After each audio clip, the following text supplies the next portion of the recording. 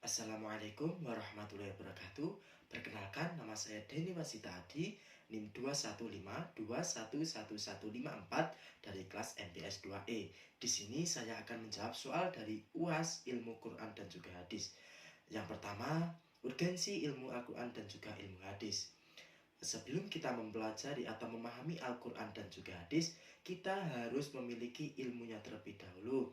Kenapa? Karena jika kita tidak memiliki ilmu Quran dan juga ilmu hadis, maka kita akan salah dalam memahami isi Quran dan juga isi dari hadis tersebut.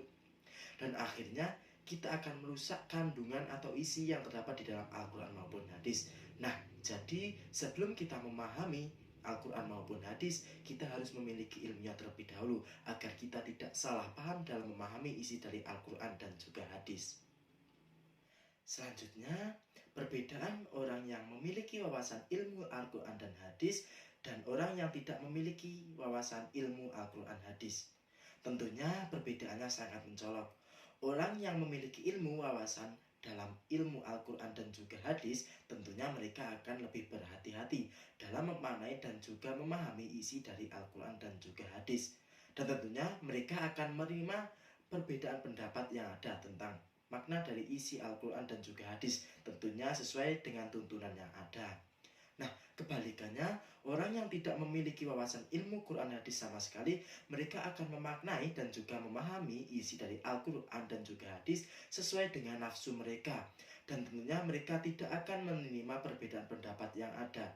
Dan akhirnya mereka akan mudah menyalahkan orang-orang yang tidak sependapat dengan apa yang telah ia pahami. Selanjutnya yaitu pokok-pokok ilmu Al-Quran dan juga ilmu hadis.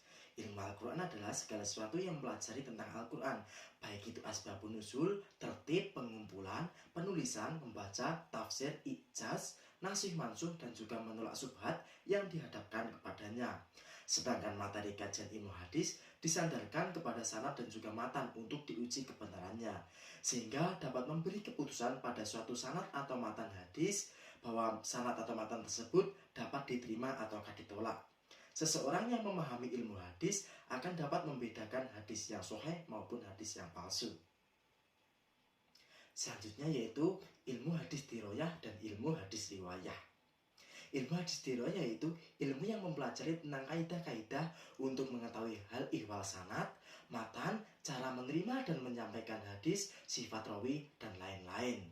Sasaran kajian ilmu hadis diroyah yaitu sanad dan juga matan, dengan segala persoalan yang terkandung di dalamnya dan tentunya mempengaruhi kualitas dari suatu hadis. Lalu ilmu hadis riwayah. Ilmu hadis riwayah adalah suatu ilmu hadis yang mengkaji tentang periwayatan dari suatu hadis dengan teliti, yang dengan segala sesuatu yang disandarkan kepada Nabi Muhammad SAW, baik itu perbuatan, perkataan maupun sifat dari Nabi Muhammad SAW. Selanjutnya yaitu perbedaan hadis sunnah, hadis atsar, hadis khobar, dan juga hadis qudsi. Hadis sunnah adalah segala sesuatu yang dinukil dari Nabi Muhammad SAW, baik itu perbuatan, perkataan, sifat, perjalanan hidup, dan lain-lain, baik sebelum diutus maupun sesudah diutus. Yang selanjutnya yaitu hadis atsar. Hadis atsar yaitu hadis yang disandarkan kepada para sahabat, baik perkataan maupun perbuatannya. Selanjutnya hadis khobar, yaitu hadis yang disandarkan atau segala sesuatu yang disandarkan kepada Nabi Muhammad SAW. Dan yang terakhir yaitu hadis qudsi. Hadis qudsi yaitu hadis yang disandarkan oleh Nabi Muhammad SAW kepada Allah Subhanahu Wa Taala. Al-Qudsi sendiri berarti suci. Dinamakan hadis qudsi karena untuk mengagungkan sandaran terakhirnya, yaitu Allah Subhanahu Wa Taala. Baik, sekian jawaban yang dapat saya sampaikan. Banyak kurangnya saya mohon maaf yang sebesar-besarnya.